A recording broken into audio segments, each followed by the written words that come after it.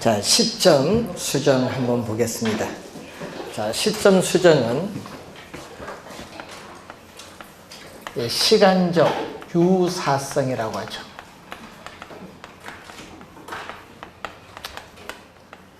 자, 한번 볼까요? 이 거래 사례 가액이 주어지겠죠. 자, 거래 사례 가액이 4억 원으로 주어졌어요. 근데 언제냐? 우리가 19년 11월 1일이에요.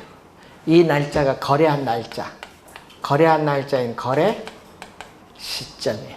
거래 시점. 그런데 평가 대상 물건. 평가 대상 물건은 우리가 20년 5월 1일 평가한다. 몇 개월 걸렸죠? 6개월이죠? 6개월 지났는데 가격이 변화가 없어. 자, 이 5월 1일 이 날짜가 무슨 시점? 기준 시점이야.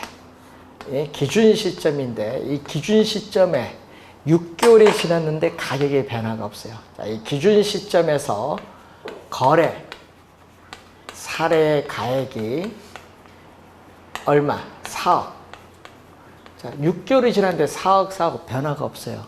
이때는 시점 수정할 필요가 없다. 이때는 시점을 수정할 필요가 없다는 거.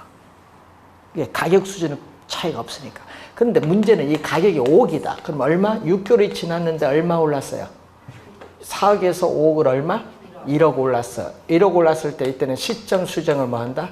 해야 된다. 이때 하는 거야, 이때. 시점 수정. 그래서 이 거래 시점과 기준 시점이 시간적으로 일치하지 않는다. 불일치했을 경우 또 가격 수준 사고 차이가 있는 경우에 이 거래 시점에 거래 사례 가액을 기준 시점의 가액으로 정상화하는 작업을 전문용어로 뭐라고 하냐? 시점 수정이라는 용어를 사용해. 시점 수정. 무슨 같이 기준 시점인데 시험 문제는요. 현재 시점으로 한 번 더 출제해서 현재 시점이 아니라 무슨 시점? 기준 시점. 기준 시점의 가액으로 정상화하는 작업인데 그러면 이 거래한 날짜는 분명히 알고 있어야 돼요. 여러분 이 날짜 모르면요. 시점 수정 못해요. 이 거래 시점은 분명히 이 날짜 알고 있어야 시점 수정이 가능하고 이 거래 시점과 이 기준 시점 요 6개월 동안 가격 변동 요인을 모두 구할 수 있는 사례 자료를 수집을 해야 돼요. 그리고 요 두 시점 사이에는 오차가 있거든요. 오차가 있기 때문에 사례를 구할 때는 이 날짜 기준 시점 5월 1일에 가장 가까운 예를 들면 4월 25일, 5월 3일 이렇게 기준 시점에 가장 가까운 최근의 사례를 수집하는 것이 오차가 적기 때문에 효과적이다, 유용하다. 자, 그럼 방법은 두 가지가 있네요. 자, 시점 수정하는 방법을 보면은 이 기준연도 대비 형태의 지수로 나타나는 지수법이 있고 이 변동률 적용법 두 가지가 있어요. 자, 이때 지수법에 의한 시점 수정치를 보면 분모는 뭐죠? 분모는 거래. 분모는 거래 시점. 분자는 뭐냐? 기준 시점. 거래한 날짜, 거래 시점의 지수. 여러분 또 지수를 뭘로 본다? 100%이지. 100으로 봤을 때 기준 시점이 어떻게 되냐? 자, 예를 들어서 자, 여러분이 거래 사례 가액이 거래 시점에서보다 거래 시점 100으로 봤을 때 거래 시점에서보다 기준 시점에서 20% 상승한 것으로 판명됐다. 20%니까 얼마? 우리 상승하니까 플러스 100분의 120이니까 얼마? 1.2. 그래서 기준 시점에서 가격이 올랐다. 거래한 날짜에 비해서 올랐다. 그럼 상승하면 뭘로? 플러스. 하락을 하면 뭘로 간다? 마이너스로 간다. 자, 그리고 토지인 경우에는 자, 매년 공시지가를 구하기 때문에 토지인 경우에는 뭐를 적용한다? 토지인 경우에는 지가 변동률을 적용한다. 자, 매년 공시지가를 구하기 때문에 토지인 경우에는 지가 변동률을 적용한다. 이때 1 플러스 R이 뭐죠? 이 R이 집가 변동률, N이 기간. 뭐 3년 전 하면 얼마? 3승. 2년 전 하면 제곱. 1년 전 하면은 1승. N은 기간, R은 집가 변동률. 가끔 시험에 이렇게 나오죠. 매년 집가 변동률이 10%다 하면은 얼마 들어와야 돼? 10%니까 0.1. 그런 식으로. 자, 시점. 우리가 수정을 했습니다. 자, 여러분 교재에 562페이지 오시면은 지역 요인 비교가 나오죠. 자, 세 번째는 위치의 유사성이다. 위치의 유사성으로서 지역 요인 비교 가능성을 묻는다. 자, 그럼 지역 요인 비교인데 여러분 용도가 주거용, 상업용이면 가격 차이가 심해요. 용도의 차이가 있으니까 용도는 같아야 돼. 그래서 용도는 동일하고 위치는 가까운 지역에서 수집을 해야 됩니다. 그래서 사례를 수집을 할 때는 어디서 수집? 자, 사례를 수집을 할 때는 대상 부동산이 속한 지역이 뭐죠? 대상 부동산이 속한 지역이 인근 지역. 우리 오늘 지역 분석 2교시 때 배울 때 감정 평가에 대상 부동산에 속한 지역이 바로 무슨 지역? 인근 지역인데 이 인근 지역에서 뭐를 구했다? 사례를 구했다. 사례.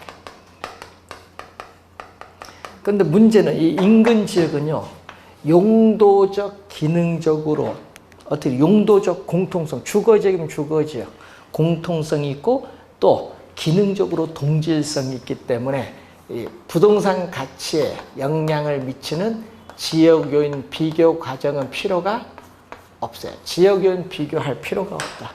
그런데 문제는 인근 지역에서 사례 수집하기가 어려워요. 사례 수집하기가 어려워서 어디서 수집을 했다?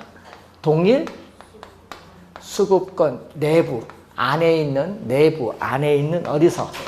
유사 지역에서 수집을 했다. 자, 동일 수급권은요, 사례 수집의 가장 먼 거리에 있는 권역이에요. 동일 수급권은 사례 자료 수집의 가장 먼 거리에 있는 권역인데, 자, 여기 인근 지역에서 우리는 감정 평가의 대상 부동산, 이러면 감정 평가의 대상이 된 부동산이 속한 지역이 인근 지역인데, 자, 인근 지역에서 사례를 수집하기 어려워서 어디서 수집을 했다? 여기서 수집하지 못하니까 유사지역. 여기가 주거지역이면 여기도 주거지역. 여기서 사례를 수집을 했다. 문제는 유사지역에서 사례를 수집을 하면요, 대상 부동산의 가치 형성에 유사지역은 간접적으로 영향을 미치잖아요. 그래서 여기는 지역 요인 비교를 해야 돼. 뭐를 해야 된다? 여기는 지역 요인 비교 과정이 필요하다. 자, 그런데 문제는 인근 지역에서 수집을 하든 유사 지역에서 수집하든 전반적인 부동산 가치에 영향을 미치는 지역 분석은 뭐다? 필요합니다. 그럼 지역 분석은 우리가 필요하다. 뭐가? 지역 분석은 필요한데 지역 요인을 비교하지 않느냐? 비교하느냐? 그 차이지. 지역 분석, 어디 지역에서 구하든 지역 분석은 해야 됩니다. 자, 그러면은 시험 문제에 이제 나올 때 비교를 해야 될 거 아니에요? 그럼 비교하는 방법 보면요, 두 가지가 있어요. 자, 여러분이 대상 부동산이 속한 인근 지역과 사례 부동산이 속한 유사 지역을 모든 면에서 종합적으로 비교해야 된다. 자, 모든 면에서 종합적으로 비교하는 뭐가 있다? 종합적 비교법이 있고, 또 비교 항목을 가지고 비교하는 평정법이 있어요. 비교 항목.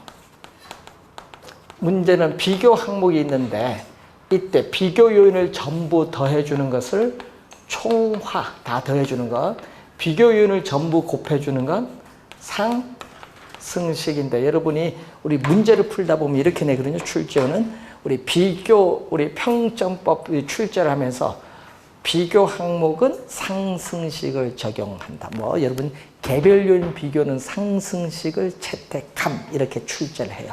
상승식은 전부 다 곱해 준 겁니다. 우리나라에서 뭐를 채택? 상승식을 채택을 합니다. 자, 이때 지역 요인 비교 어떻게 하죠? 그러면은 지역 요인 비교를 할 때는 자, 분모는 뭐다? 사례. 사례 부동산에 속한 지역인 뭐죠? 유사 지역이고, 분자는 대상 부동산에 속한 뭐죠? 인근 지역. 근데 시험에 내면요, 분모 분자 이거 막 왔다 갔다 해서 잘 틀려요. 그럼 사례 부동산에 속한 유사 지역, 여기는 대상 부동산에 속한 뭐죠? 인근 지역. 막 비교를 했는데 우세 요인이 나왔다. 우세 요인이 나오면 뭘로? 플러스. 열세 요인이 나오면 뭘로? 마이너스로 계산을 하시면 돼요.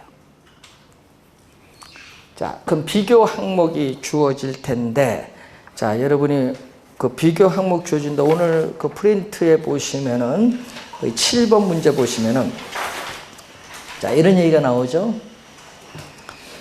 평가 대상 부동산에 속한 지역은 무슨 지역?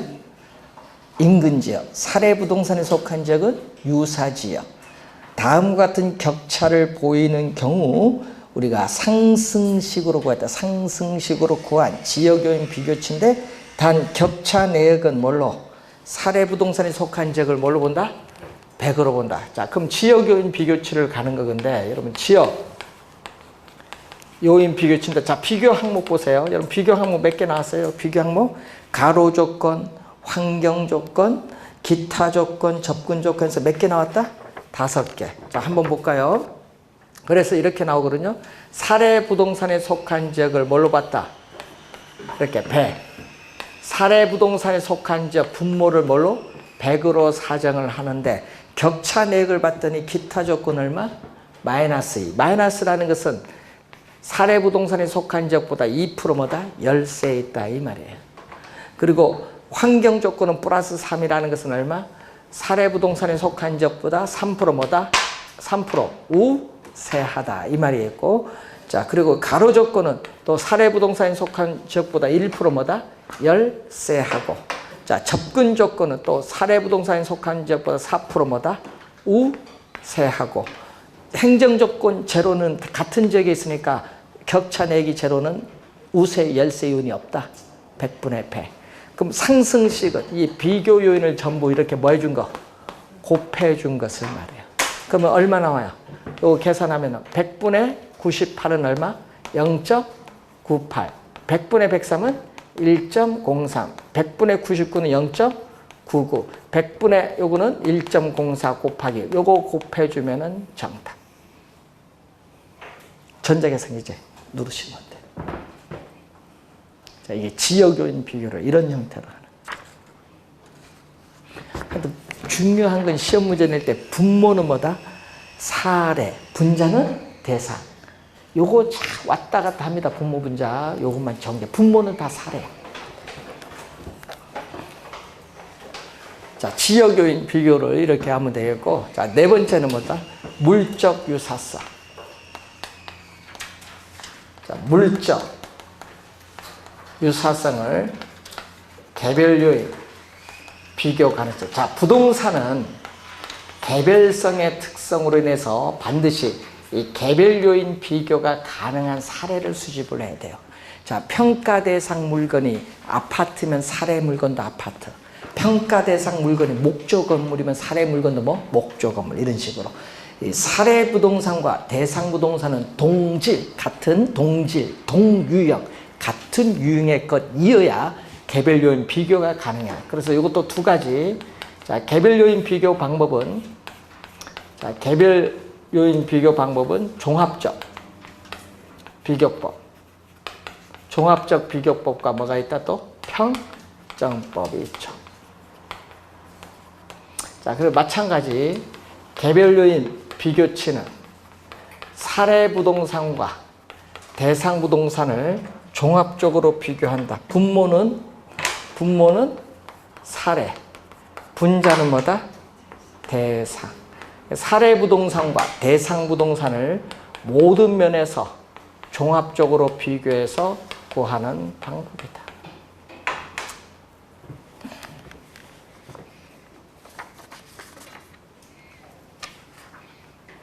자, 평정법 뭐 이런 것을 이제 구해 보면 이제 되겠죠. 자, 여러분 565페이지로 와서 자, 문제 하나 보겠습니다. 자, 인근 표준 핵지와 비교한 대상 토지의 특성은 다음과 같다. 인근 표준 핵지와 대비한 대상 토지의 개별적인 비교치인데 대상 토지 전체 면적은 1000제곱미터인데 이 중 600제곱미터는 왕경사 토지이고 나머지는 평지가 된다. 자, 그러면 개별적인 비교로 가는데 이런 얘기죠. 전체 1000에서 얼마? 전체 1000제곱미터에서 600은 얼마? 이거는 왕경사 부분. 또 전체 1000에서 얼마? 평지는 나머지 얼마? 400제곱미터. 자, 이때 거기 보면 왕경사 부분은 인근 표준 핵지. 표준 핵지는 뭐다? 인근 표준 핵지는 사례입니다. 사례 맥을 기준 100% 기준. 인근 표준 핵지는 사례 100을 기준다. 인근 표준 핵지에 비해서 왕경사 부분은 몇 프로의 감가? 20%. 20% 감가. 감가는 마이너스 20% 100을 기준했을 때 20% 감가가 됐고 평지는 감가 요인은 없다. 그럼 얼마? 100분의 얼마? 100. 감가 요인이 없으니까. 요거 계산하면 돼. 그러면 여기 얼마죠? 0.6 곱하기 100분의 80, 0.8. 그럼 0.48이죠. 요거는 0.4, 10분에서 0.4 곱하기 1. 그러니까 0.88이 구하고자 한다. 왼쪽은 왕경사 부분, 오른쪽은 평지 부분. 개별로인 비교치. 여러분, 요 문제가 좀 어렵죠. 근데 요것보다 우리는 2년 전, 29회는요, 훨씬 쉽게 나왔어요. 답 5초도 안 걸려요. 2년 전은 더 쉽게 됐어요.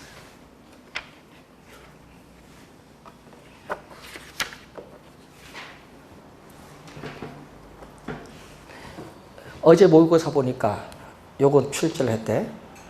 예? 어제 계산 나왔잖아요. 거래사례 비교법. 뭐 나왔어? 사정 보정, 시점 수정, 여기서 표 주었죠. 개별적인 비교치 표가 나왔잖아요. 표준지는 뭐다? 표준지는 사례. 어제 문제 보니까 표준지 사례 다 뭐다? 분모, 배. 분자 있는 거 해서 다 곱해주면 되지. 아까. 네? 그런 식으로 출제를 했어요. 어제 문제 한번 보시면. 자, 여러분 교재 567페이지 오시면은 공시지가 기준법. 최근에 계속 출제되고 있는 부분인데 거기에 절차 보세요. 표준지 공시지가를 기준으로 하기 때문에 표준지를 구해야 돼. 그래서 비교 표준지를 선정하는데 거기 볼까요? 중간에 1번 비교 표준지 선정인데 여기서 구합니다. 자, 인근 지역, 인근 지역에 있는 표준지 중에서 우리는 용도 지역, 이용 상황, 주변 환경 등이 같거나 비슷한 표준지를 선정할 것. 자, 그리고 여기서 못 구했다. 인근 지역에서 못 구하면 어디서 구해야 돼? 여기서 구해야 되거든요. 그래서 다만 인근 지역에 적절한 표준지가 없는 경우에는 인근 지역과 유사한 지역적 특성을 갖는 어디? 동일 수도권 안에 유사 지역에 있는 표준지를 우리는 선정할 수 있다. 쉽게 얘기하면 인근 지역에서 없으면 어디서 구한다? 유사 지역에서 구한다. 자, 시점 수정 갑니다. 거기 보면은 국토의 계획 및 이용에 관한 법률에 따라 국토교통부 장관이 조사 평가하는 비교 표준지가 있는 시, 군, 구에 같은 용도 지역 집가 변동률을 적용할 것. 근데 용도 지역이다 하면 가격 차이가 있으니까 안 돼요. 같은입니다.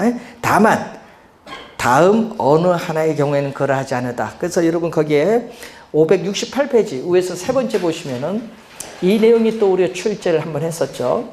지가 변동률을 적용하는 것이 불가능하거나 적절하지 아니한 경우에는 어디서? 한국은행. 통계청이 아닙니다. 한국은행이 조사 발표하는 생산자 물가지수에 따라 산정된 생산자 물가 상승률을 적용합니다. 통계청은 소비자 물가지수예요.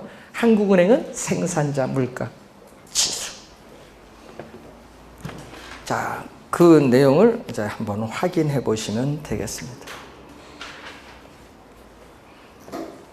자, 568페이지 오시면은 문제 한번 보겠습니다. 자, 제시된 자료를 우리가 이용을 합니다. 감정평가에 관한 규칙에서 정한 공시지가 기준법으로 평가한 토지평가액은 얼마냐. 박스 내용 많아도 계산은 간단해요. 거기 비교표준지부터 봐야죠. 자, 대상 토지 가액은 얼마? 대상 토지의 가액을 구할 때는 비교표준지 얼마 나왔죠? 거기에 공시지가 얼마? 200만 원. 자, 공시지가 비교표준지의 공시지가가 얼마 나왔다? 200만 원이 나왔어요. 공시지가를 기준으로 해서 그 다음에 뭐가 와야 돼? 시점 수정인데 지가 변동률 바로 나왔어요. 몇 프로? 2015년 1월 1일부터 10월 24일 10개월 동안 얼마 올랐다? 5%. 5% 했어요. 여러분 1월 1일 100으로 봅니다. 여러분 1월 1일 공시 기준일이거든요. 1월 1일 공시 기준을 100으로 볼 때 10월 20일까지 몇 프로 올랐다? 5% 올랐어요. 플러스. 시점 수정했어요. 자, 그러면 지역형 갑니다. 대상 토지가 비교 표준지에, 자, 밑줄은 인근지역에 있죠. 여러분 대상 토지가 이렇게 비교 표준지에 어디 위치한다? 인근지역에 위치하여 동일하다. 인근지역에 위치하니까 지역은 비교할 필요가 없다. 지역은 비교할 필요가 없다. 인근지역에 위치하여 동일하기 때문에 지역은 비교할 필요가 없다.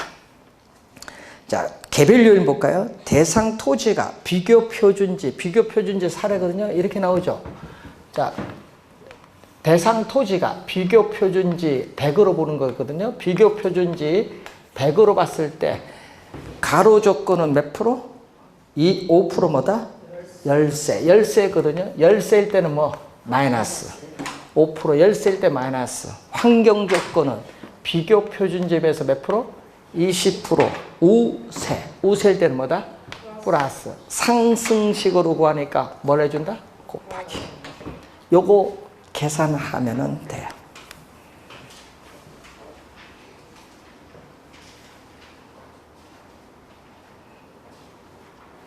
이 정도는 계산되죠? 100분의 105는 1.05, 200만 원 요거 곱해주고 100분의 105, 0.95 곱해주고 1.2 곱해주면 돼요. 그러면 답이 나와요. 그러니까 문제는요, 글씨는 많은데 계산은 간단해요. 자, 이런 유형의 문제를 작년에도 출제했고 재작년에도 출제하고 이제 어렵진 않습니다. 그래서 숫자만 정확하게 들어갑니다. 분모는 뭐다? 사례, 분자는 대상. 그것만 정확하게 좀 기억을 해두셔서 계산하시면 되겠습니다. 자, 571페이지로 가서 수익 방식. 자, 작년에 또 출제를 했었죠. 계산 문제. 재작년보다 작년이 더 쉬웠던 것 같아. 자, 수익성. 자, 여러분이 부동산을 이용함으로써 어느 정도의 수익을 얻을 수 있느냐. 그래서 수익성 부동산은 많죠.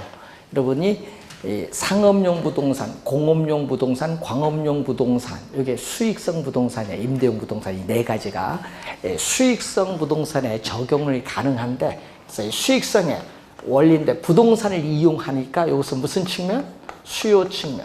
수요 측면에서의 가격의 특징을 가져요. 그래서 수익성의 원리에서 나타나는 이 방식을 무슨 방식? 수익 방식으로서 우리는 대상 물건의 가액을 구하는 수익 환원법, 또 대상 물건의 임대료를 구하는 뭐죠? 수익 분석법으로 우리가 크게 또 둘러보죠. 자, 수익 환원법에서 구한 대상 물건의 가액을 전문용어로 수익 가액이고, 수익 분석법에서 구한 대상 물건의 임대료를 수익 임대료라고 해요. 자, 우선은 여러분이 수익 분석법, 수익 환원법이 나오는데, 자, 여러분 수익 분석법을 한번 보시면은 여러분 교재에 588페이지 보시면은 맨 위에 나와 있습니다. 588페이지 보시면은 일반 기업 경영은 기업용 부동산에 적용합니다.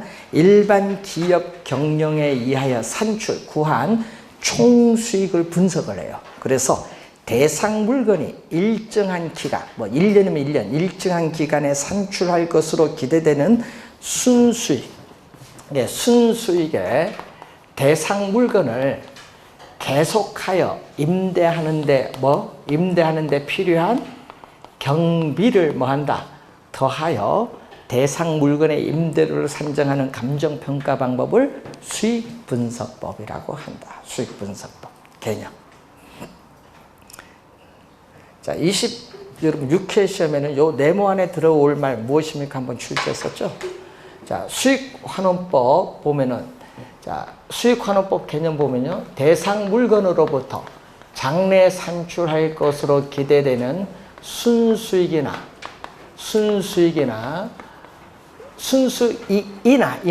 또는으로 가죠. 또는 순수익이거나 미래의 현금 흐름을 환원하거나 할인.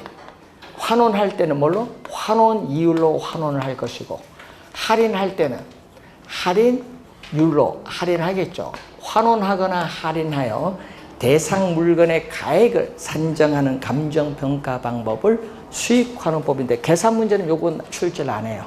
계산 문제는 어느 거 출제한다? 계속 요걸 출제해요. 뭐 여러분 작년에도 요거 출제를 했어요.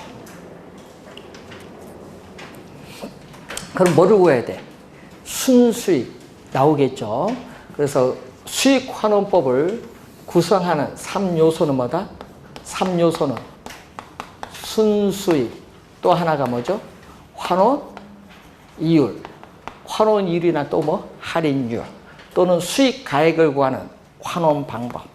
수익가액을 구하는 환원 방법. 이 세 가지가 수익환원법을 구성하는 3요소인데, 시험 문제 출제를 하면요, 여기 계산 문제를 출제하든지 올해는 환원 이율을 출제하든지 하여튼 둘 중에 하나가 중요해요. 여러분 계산 문제를 출제하든지 아니면 요거 환원 이율이 중요해요. 이론. 자, 그러면은 순수익인데 여러분 가끔 여기 네모 안에 들어올 말 무엇인가 출제하거든요. 요 네모 안에 들어올 말 무엇인가. 여기는 순영업소득. 순수익은 순영업소득이에요. 자, 우리는 순수익은 뭐를 가지고 계산한다? 월로 계산하는 것이 아니라 뭘로? 연간 계산이에요. 연간 단위로 구한다. 여러분 산정은 구하는 거죠. 연간 단위로 구합니다. 자, 그러면은 여러분이 순수익 요거 계산을 할 때 시험 문제는 우리 투자론에서 배운 걸래요. 자, 여러분이 단위당 예상되는 임대료, 여러분 배운 거 복습 한번 해볼까요? 이 단위당 예상되는 연간 임대료. 단위당 예상되는 연간 임대료에다 뭐를 곱해주면, 투자로에서 배운 거 다시 복습. 임대 단위수를 곱하면 뭐가 나오죠? 임대 단위수를 100% 완전히 임대됐을 때 얻을 수 있는 최대한의 임대료 수익 가능 총소득이 나오잖아. 여기다가 뭐를 뺀다? 또 100% 완전히 임대되기 어렵죠. 공실이 생길 수 있고, 또 회수, 불가능한 임대료 수입이 있을 수 있죠. 불량부채를 빼고, 그리고 뭐를 대준다? 기타, 소득, 영업 외에 수입인 자판기 수입, 주차료 수입을 더해주면은 뭐가 나오죠? 유효 총소득이 나오죠. 자, 유효 총소득에서 뭐를 빼면 돼? 여기서 이제 부동산을 운영하고 유지하는 데 드는 비용, 뭐 재산세, 관리인 봉급, 유지비, 관리비, 수선비, 각종 전기요금, 수도요금 이런 거 다 빼주면 뭐가 나오죠? 이때 순영업소득. 여러분 시험 문제 우리 출제하면요, 요걸 계산하는 걸 내요. 계속 요걸 해서 순수익 구하고 환원율 10%다. 그럼 얼마? 0.1 들어가서 구하는 거. 그래서 지금 순수익은 항상 어느 거 갖고 구한다? 이 수식 가지고 구하는 거 계속 출제. 어디서 배웠죠? 이거? 네? 투자론에서 배운 거죠. 요걸 이용하는 거예요. 계속 최근에 시험. 자, 그래서 저건 투자론에서 배웠기 때문에 순수익 구하는 건 저거는 뭐 어려운 내용이 아니니까 저것만 확인해 두시면 돼요. 다른 거는 공부하면 머리 아프니까 하지 마시고, 계산 문제 내거나 요거 내니까 원래 나오면은 요거 계산 문제 때 순수익 구하는 게 요게 포인트. 투자론에서 배운 걸 다시 한번 하는 게. 그리고 환원 이율이 만약 계산문제 안 내면 요거 출제, 환원 이율. 수익환원법에서 요게 가장 중요하거든요. 그래서 제가 보기에는 작년에 계산문제도 냈고 환원 이율도 금융과 더불어서 두 문제에 걸쳐서 출제했는데 올해도 중요해요. 환원 이율은. 그래서 여러분이 환원 이율에 관련된 사항인데 여기서 한번 볼까요? 환원 이율 그러면 미래에 산출할 것으로 기대되는 순수익이 안정적이에요. 여기 분자가 안정적일 때 환원 이율이 높다. 높으면 전체 값은 뭐? 낮아져요. 낮아지고 반대로 뭐가? 환원 이율이 높으면 전체 값은 어떻게 돼요? 환원 이율이 낮으면 전체 값은 뭐한다? 높아진다. 무슨 관계? 환원 이율과 수익가액은 서로 어떤 관계에 있다? 역관계에 있다. 반대로 변동하는 역관계. 환원 이율과 수익가액은 역관계에 있다는 거. 자, 그래서 환원 이율은 다시 쓰면 또 어떻게 쓸 수 있어요? 우리는 수익가액은 부동산 가액이죠. 가액에 대한 순수익가액인데 이런 부동산 가액은 10억인데 순수익은 1억이에요. 10억이 1억이니까 10%죠. 그래서 뭐를 나타낸다? 환원 이율은 부동산의 수익성을 나타낸다. 여러분 개념도 시험에 많이 나오니까 정확하게 기억을 해두시고 이 부동산으로부터 장래 산출할 것으로 기대되는 순수익을 통해서 부동산 가액을 구하기 위한 이율의 개념이 환원 이율이에요. 환원 이율. 자, 그 내용이 우선 여러분 거기에 나와 있고, 자, 여러분 교재 576페이지 보시면은 환원 이율의 구조가 나오는데 거기에 뭐가 나와 있냐면은 자본 수익률. 자, 여러분 투자한 자본으로부터 미래에 예상되는 수익률, 자본 수익률에다가 뭐를 대준 거다? 미래에 부동산 사용에 따른 감가상각분에 대해서 우리는 투자한 자본을 회수하는 걸 더해주는 게 환원 이율이거든요. 그럼 자본 수익률은 미래에 예상되는 수익을 현재의 가치로 할인을 해야 돼요. 그래서 자본 수익률은 평가에서는 무슨 개념? 할인율의 개념이고 미래에 부동산 사용에 따른 감가를 자본 회수를 하겠죠. 이거는 무슨 개념? 감가상각률의 개념. 환원 이율의 구조를 우선 확인을 한번 해본 거고요. 자, 환원 이율의 성격 577페이지 보시면은 위에서 두 번째 물건의 종류, 품질과 등급, 품등은 품질과 등급, 또 지역, 또 시대별로 환원 이율은 달라진다. 동일한 게 아니라 달라지게 된다는 그러한 내용입니다. 그리고 두 번째 부동산의 수익성을 나타내는 우리가 수익률의 일종이고요. 자, 577페이지 밑에 보시면은 환원 이율의 종류가 나오죠. 자, 한 개의 물건에 대해 적용되는 개별 환원 이율. 예를 들면 토지 환원 이율, 건물 환원 이율이 있어요. 또 토지, 건물 두 개 이상의 물건에 대해 적용되는 종합 환원 이율의 개념이 있고. 자, 그리고 578페이지 보시면은 감가상각률 포함 여부에 따라 상각 전에 따르는 환원 이율, 또 상각 후의 환원 이율 두 가지 개념이 있고, 또 소득세, 법인세의 포함 여부에 따라 세 공제 전 환원 이율, 세 공제한 후의 환원 이율로 또 이렇게 나눠 볼 수 있어요. 여기서 세는 소득세나 법인세를 말합니다. 자, 종류가 그런 게 있다 이렇게 보시면 되겠고요. 그래서 여러분이 이제 가끔 또 보기에 많이 나오는 게 환원 이율 구하는 방법 5가지가 있어요. 시장 추출법, 요소 구성법, 투자결합법, 엘우드법, 부채 감당법인데 여기서 또 지문을 또 많이 구성해서 출제를 하고 있죠. 자, 그 내용하고 그다음에 이제 뒤에 남아 있는 부분이 있는데 그것은 여러분이 이제 한번 우리가 다음에 강의를 또 진행을 하도록 하겠습니다. 다음 주 오실 때 요약집 가져오십시오. 교재보다 더 압축을 해놨을 거예요. 보면은 개론 민법 함께 나와 있는데 그 요약집 얼마 안 돼요, 개론은. 예? 그래서 그 내용에서 우선 요약집 부분 우리가 빠르게 정리를 하고 그 다음에 여러분이 첫 진도 바로 들어가도록 하겠습니다. 그리고 기출문제집도 가져오셔야죠. 기출문제를 이제 또 보는데 이 기출문제가 중요해요. 왜냐면 최근의 흐름 보니까 계산문제도 기출문제에서 숫자를 바꿔서 계속 출제를 하고 있기 때문에 기출문제도 잘 풀어보셔야 되고 기출문제를 풀면요 이제 한 실력이 좀 많이 올라가요. 개론보다는 뭐 민법에서. 이제 모의고사 치면요, 본시험 가면 민법이 좀 점수들이 안 나와요. 사례 판례가 있기 때문에. 기출문제 하면 점수들이 많이 올라갑니다. 좀 이제 시험에 가까운 문제를 푸니까. 개론도 마찬가지. 개론은요, 한번 점수 올라가면 안 떨어져. 예, 개론은 한번 올라가면 안 떨어져. 왜? 나중에 보면요, 말 장난에 넘어가. 그것만 고치시면은, 난 문제 푸는 요령이 있거든요. 그 요령을 이제 할 때 출제요는 이런 형태 출제할 때 어느 부분을 바꾼다. 얘기해 주면 시험에 그것만 조심하면은 고득점으로 가요. 개론은.